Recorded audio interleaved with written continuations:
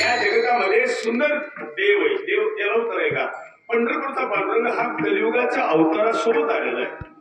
कलियुग आलं आणि देव आले. देव कुठून आले? द्वारकेचा राणा पांडवा घरे पांडवा घरे पांडवा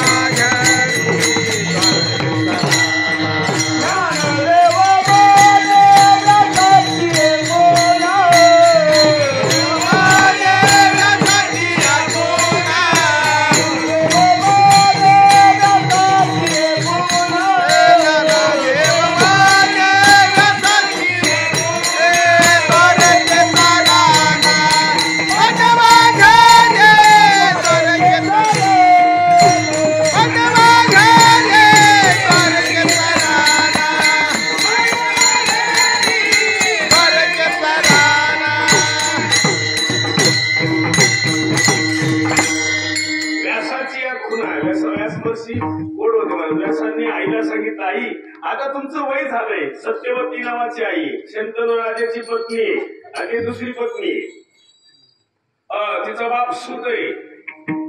आणि ते म्हातारा असं आऊट मेंदूच होतं. ते म्हणलं म्हातारा लय उलटे मेंदूच होतं. त्याला शंतनू राजा म्हणले तुझी पोरगी मला देऊन टाक. माया आता गंगा नावाची स्त्री गंगेमध्ये विलीन झाली. पण माझी इच्छा आहे मी तुमची मुलगी बघितली आणि ती सत्यवती ही नंतर आहे. पण ती मत्स्यगंधा काहीतरी होती ती. मत्स्यगंधा काहीतरी आहे ती. तर ती जी स्त्री बघितल्यावर शंतनू राजा 6 महिने हे सुत नाही हे म्हणलं मी नाही देणार. त्यावेळेस 6 महिने वाट पाहत होतो. तिथं पहिला मुलगा असल्यामुळे असा प्रॉब्लेम झाला महाराज की त्याचे मत होतं नाही नाही नाही मी पहिल्या मुलाच्या मुलांना राजा होऊ देणार.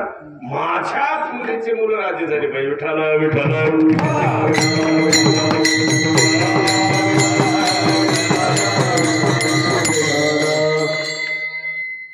वर्गणी गोळा करायचा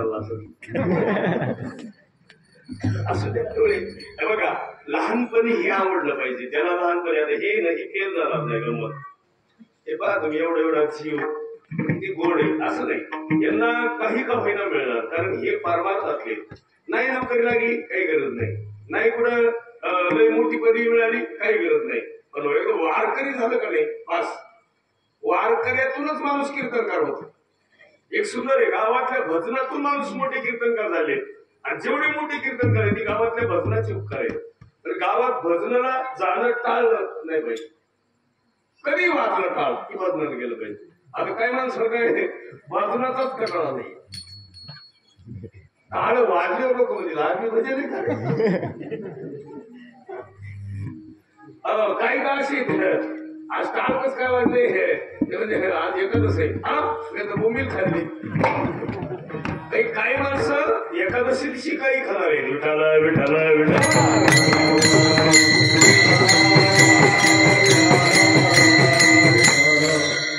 हे पिंपळाचं झाड आहे का कितीतरी वर्षाचं असतं.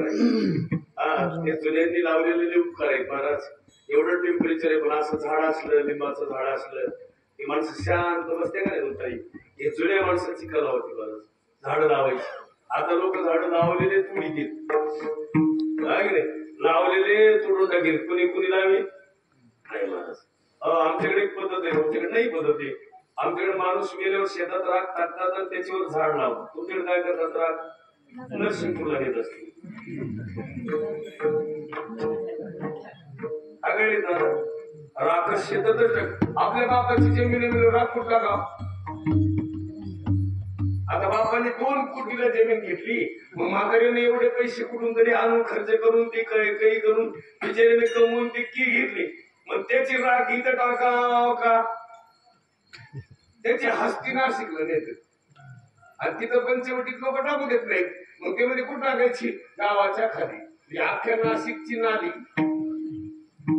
आणि त्याची घाण आणि मग म्हातारीची राखी किंवा म्हातारीची हस्ती. मग म्हातारा जगल का.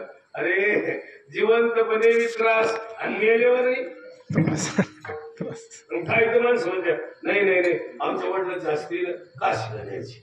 हे म्हातारा जिवंतपणे काशीला गेलं.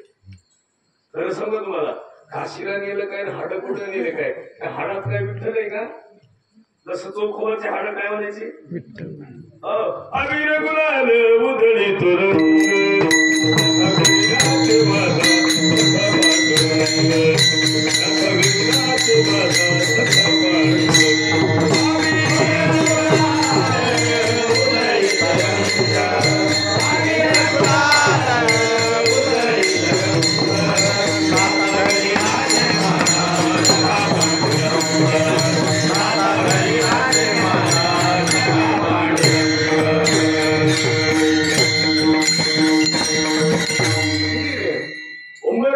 कैसे शिव आम्ही जातीहीन आम्हाला नीट कोणी बोलत नाही पण ते तुकोबर आहे बरंच ते कोण आहे या जगामध्ये सगळं सुख पाहिजे आता तुम्ही सगळे जण बघा मी तुम्ही सगळे आपल्याला काय पाहिजे नाही कोण आहे आणि आपल्या जवळ एक मित्र आहे आणि एक मित्र नाहीये तुम्ही काय अवघड आहे आम्हाला मित्र कळत नाही सगळ्याला 50 मित्र असते पण एक मित्र रोज सोबत आहे आणि एक कधी येतोय कधी जातोय हेच कळत नाही त्याचं नाव सुख आणि एक मित्र कायम स्वरूपी तुमच्या जवळच राहते त्याचं नाव दुःख ते तुम्हाला सोडित नाही तुम्ही त्याला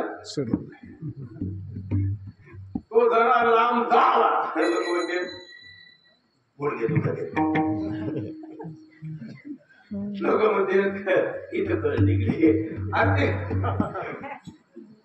त्याला उत्तर आहे दुःख जवळच आहे तर अभंगी ना दुःख बांधवडी आहे हा